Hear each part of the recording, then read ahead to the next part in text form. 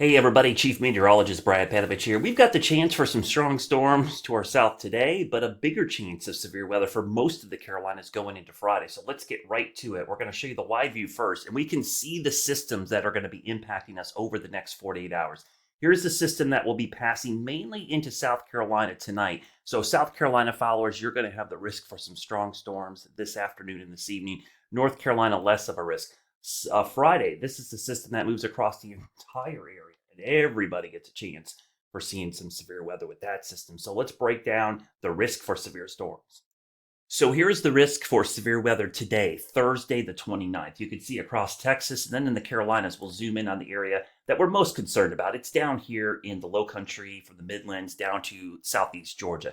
There's a low chance up here, but I'll be honest with you, it looks like good old-fashioned storms. Risk of a severe storm there is 5% or less, so not a really big deal. So not overly concerned. Now tomorrow, different story. Look at the risk. We've got a big area of medium. This is what we're going to see. We're going to see a line of storms in the morning over here in Tennessee, marching to the east. So in the afternoon and early evening, we are going to see the risk for some strong and severe storms as that moves in. And then on Saturday, that system pushes off to the north and east, and we see a low risk going up into the Tidewater region. So it really can focusing here on the risk for severe weather on Friday. That's why today we want you to stay weather aware. Let's show you the Futurecast, and I'll show you some of the parameters coming together.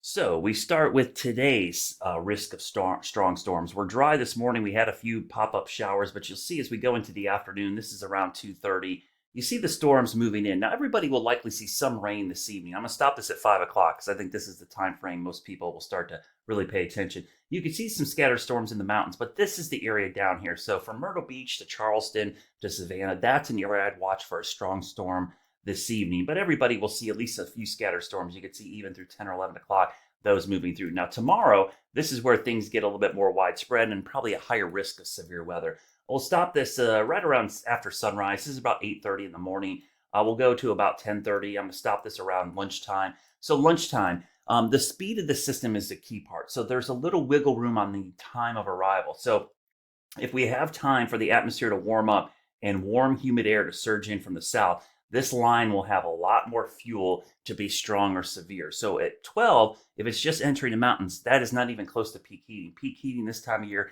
is around 4 p.m. to 8 p.m. Really late evening, late afternoon, early evening is when we see the worst of it. So this is around 2 o'clock. Storms are moving east, and you notice these storms are getting more vigorous and there's brighter returns, at least on the reflectivity. I'll stop this around 3 o'clock. A couple things to point out here.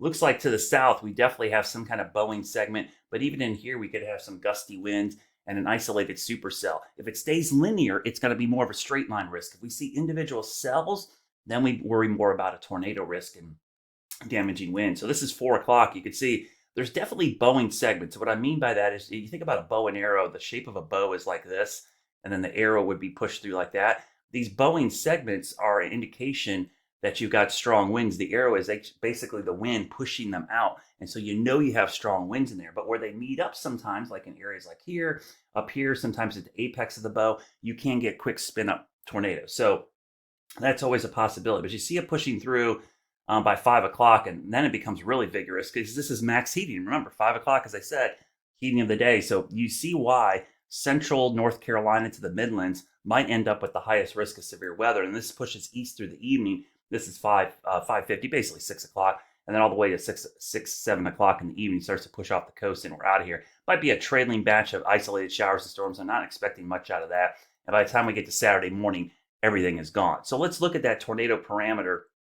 Today, not much. There's not a lot going on. We go into Friday, you see during the day as that system approaches, there's not a lot of STP, or what we call significant tornado parameter. It's not really crazy high. So the tornado risk is not zero, but it's not really high either. I think this is going to be a straight line in hail risk unless the cells become individual. We'll quickly look at the helicity tracks, which show the potential for rotating storms, which mean both hail producers and possibly damaging winds and an isolated tornado. But you see, overall, there's not a ton of helicity tracks. There's a few here in eastern North Carolina on Friday and a couple down in South Carolina. But overall, that's not a ton of them for this kind of setup. If we were more worried about tornadoes, we'd see a lot more of that parameter showing up there. So what we're watching for are two lines of storms, one coming in later this afternoon, the lesser of the two. The one tomorrow, you see it blasting through here in the middle of the afternoon. And because of that, on Friday, we want you to stay weather aware and alert because potentially mid-afternoon,